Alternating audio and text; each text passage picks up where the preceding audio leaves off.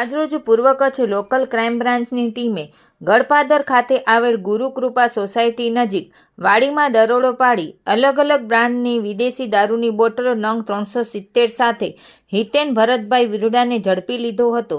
જ્યારે માલ મંગાવનાર સાગર ઈશ્વરદાસ લશ્કરી, જયેશ બીજલભાઈ બકુત્રા, માલ મોકલનાર સહદેવસિંહ ઉમેદસિંહ જાડેજા, માલ લઈ આવનાર સન્ની સરદારને પકડવાના બાકી હોવાનું પોલીસે જણાવ્યું હતું.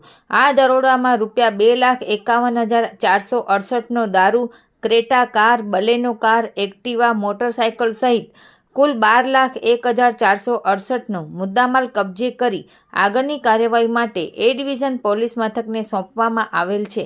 આ કામગીરી લોકલ ક્રાઇમ બ્રાન્ચના પીઆઈ NN ચુડાસમા તથા LCB સ્ટાફ દ્વારા કરવામાં આવેલ છે. રિપોર્ટ ભારતી માખીજાણી, ગાંધીધામ.